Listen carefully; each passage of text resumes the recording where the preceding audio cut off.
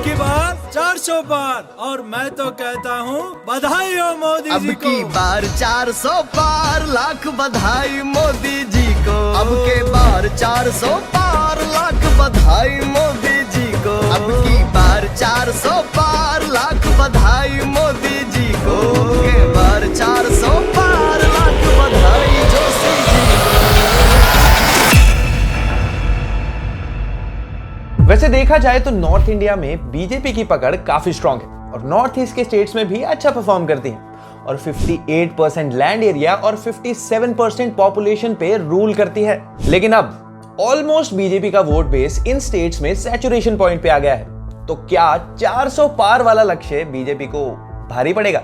It is very clear कि अगर BJP को इसे रियलिटी बनाना है तो उसे अब साउथ में सीट्स जीतनी ही होंगी। लेकिन ऐसा क्यों है कि इतनी बड़ी और पॉपुलर पार्टी, इतने बड़े और पॉपुलर कैरिस्मेटिक लीडर के बावजूद अपने ही देश के सदर्न पार्ट में सरवाइव नहीं कर पा रही? क्योंकि अगर आप गौर से देखें तो कर्नाटका को छोड़कर बीजेपी किसी भी सदर्न स्टेट में सफल नहीं हो पाई है। तो क्या इस इलेक्शन सीजन ये चेंज होगा? क्या कोई ग्रास रूट से निकला एक कैरिस्मेटिक लीडर इस स्टेटस को चेंज कर पाएगा?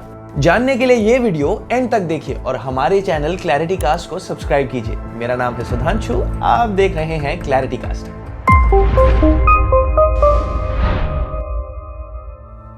वैसे दोस्तों, अगर मैं आपसे सदर्न इंडियन स्टेट्स को लेकर सवाल पूछूं तो आप में से काफी लोग जवाब भी नहीं दे पाएंगे। इससे साफ पता चलता है कि कनेक्ट का डिवाइड लोगों में काफी समय से रहा है और इसकी जिम्मेदारी भी हमारी पिछली सरकारों की है, जो नॉर्थ और साउथ में एक स्ट्रॉन्ग बॉन्ड नहीं डेवलप कर पाए। तो चलिए शुरू करते हैं सदर्न स्टेट्स के बारे में जानना और इन्हें अच्छे से समझते हैं। सदर्न इंडिया में टोटल 5 स्टेट्स काउंट होती है: तेलंगाना, आंध्र प्रदेश, कर्नाटका, तमिलनाडु और केरला।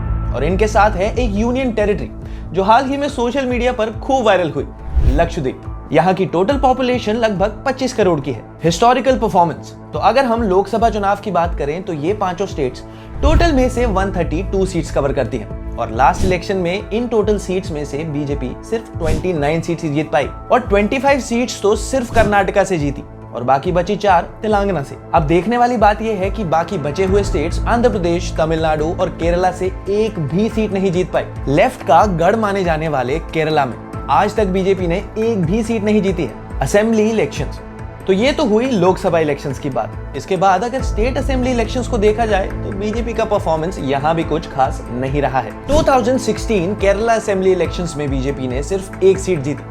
2018 के इलेक्शन में तेलंगाना में भी बीजेपी ने सिर्फ एक सीट जीती और 2023 में 8 सीट्स। आंध्र प्रदेश में 2009 में 2, 2014 में 9 और 2019 में एक भी नहीं। और सबसे इंपॉर्टेंट स्टेट है तमिलनाडु, क्योंकि इसे साउथ का उत्तर प्रदेश भी कहा जाता है, क्योंकि यहाँ पर 132 में से 32 सीट तमिलनाडु की है। बात करें तमिलनाडु की तो BJP secured 4 seats in the 2021 assembly election और 2006, 2011 और 2016 में तो खाता भी नहीं खुला। रीजंस फॉर अंडर परफॉर्मेंस: पहला, बीजेपी को एज अ हिंदू और हिंदुत्व पार्टी देखा जाता है, तो ये चीज नॉर्थ में तो काम करती है लेकिन साउथ में नहीं। दूसरा, सदर्न इंडिया में रीजनल पार्टीज जैसे डीएमके, एआईएडीएमके, टीडीपी, वाईएसआरसीपी और बीआरएस का डोमिनेंस रहा है और ये रीजनल पार्टीज अपना लोकल इश्यूज पर नैरेटिव बिल्ड करती है, जिससे वो ये पूरा लैंडस्केप डोमिनेट करती है। तीसरा, स्पेशली अगर हम तमिलनाडु को देखें तो वहां द्रविडियन आइडियोलॉजी का वर्चस्व रहा है, जो कि बीजेपी की हिंदुत्व आइडियोलॉजी से काफी ऑपोजिट है, जहां notion of Hinduism is totally different from BJP, जो इक्वालिटी पर एम्फसाइज करता है, फिर चाहे वो अपर कास्ट ब्राह्मण हो या लोअर कास्ट शूद्र। लेकिन हिंदू डोमिनेटेड पॉपुलेशन होने के बाद भी यहाँ ऐसे सेंटिमेंट्स कैसे डेवलप हो गए? दरअसल इसकी शुरुआत होती है ब्रिटिश रूल के टाइम, जब यहाँ ब्राह्मण्स को गवर्नमेंट जॉब्स के लिए प्रेफर किया जाता था। यहाँ से शुरू हुआ कास्टिज्म और इसी डिस्क्रिमिनेशन को देखते हुए ईवी रामास्वामी यानी पेरियर ने अपना सेल्फ रिस्पेक्ट मूवमेंट शुरू किया, जिसका मोटिव था डिस्क्रिमिनेशन फेस करने वाले लोगों को उनका आत्मविश्वास वापस दिलाना। पेरियर काफी कंट्रोवर्शियल फिगर थे और उनके कुछ एक्ट्स एंटी हिंदू और एंटी ब्राह्मणिकल थे, जैसे हिंदुओं की पवित्र बुक्स जलाना, उनकी मूर्ति तोड़ना और ब्राह्मण्स पे अटैक करना। चौथा कारण है बीजेपी का हिंदी लैंग्वेज को इम्पोज करना और एनईपी यानी नेशनल एजुकेशन पॉलिसी में ट्रिपल लैंग्वेज फॉर्मूला इंट्रोड्यूस करना, जो सदर्न स्टेट्स के लोगों को ऐसा दिखता है कि नॉर्थ इंडियंस उनके ऊपर हिंदी इम्पोज करके उनकी लैंग्वेज और कल्चर को चेंज करना चाहते हैं। और इसी वजह से यहाँ के लोगों में बीजेपी को लेकर एक फियर जनरेट होता है। अगर बीजेपी को इन स्टेट्स में अपनी जगह बनानी है तो उसे इन्वेस्ट करना होगा ग्रास रूट लेवल पे, स्ट्रॉन्ग लीडर्स के साथ जो उन्हें इस अननोन एरिया में एक डेप्थ दे पाए, क्योंकि साउथ इंडिया ही बीजेपी की प्रोग्रेस को बढ़ा सकता है। और अगर देखा जाए तो इस बार बीजेपी का टारगेट है तमिलनाडु, क्योंकि सबसे ज्यादा सीट्स तमिलनाडु के पास ही हैं। तो इस सिचुएशन में अगर सदर्न इंडिया पे रूल करना है तो तमिलनाडु को जीतना ही होगा। तो क्या बीजेपी के पास तमिलनाडु में ऐसा कोई कैरिज्मेटिक लीडर है? एक लीडर है तो सही, और वो है भी बहुत पॉपुलर। एंड आई थिंक इसी के बेसिस पर ही बीजेपी इस बार इलेक्शंस में काफी कॉन्फिडेंट नजर आ रही। ये लीडर और कोई नहीं बल्कि के अन्नामलाई है। के अन्नामलाई एक आईपीएस ऑफिसर रह चुके हैं और अपने टेन्योर में अपनी इनोवेटिव प्रॉब्लम सॉल्विंग की वजह से काफी फेमस भी हुए थे। फिर 2019 में इन्होंने पॉलिटिक्स ज्वाइन की, क्योंकि उन्हें सोसाइटी पे ग्रेटर इम्पैक्ट क्रिएट करना था। हमने के अन्नामलाई पर एक डिटेल्ड वीडियो भी बनाया हुआ है, आप उसे जाकर जरूर देख सकते हैं, लिंक आपको डिस्क्रिप्शन में मिल जाएगा। वैसे तो 2021 के असेंबली इलेक्शंस में वो हार गए थे, बट इस बार वो नए जोश के साथ मैदान में उतरे हैं। अब आप सोच रहे होंगे कि ऐसा एक insignificant man with no political background अचानक से इतना फेमस कैसे हो गया? इसके 3 रीजंस हैं। Number 1, past popularity.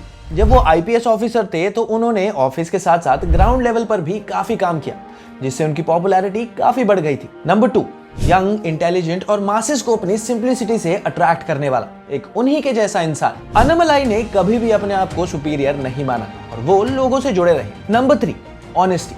वो अपनी आइडियोलॉजी, बिलीफ और फेथ को लेकर एकदम ऑनेस्ट है और सिर्फ वोट बैंक पॉलिटिक्स के लिए झूठा दिखावा नहीं करते। और इसी ऑनेस्टी की वजह से तमिलनाडु के लोग उनसे कनेक्ट कर पाए। यही नहीं बल्कि उन्होंने माई लैंड माई पीपल नाम से एक यात्रा निकाली टू कनेक्ट विद पीपल, जहां वो 10,000 किलोमीटर पैदल चले।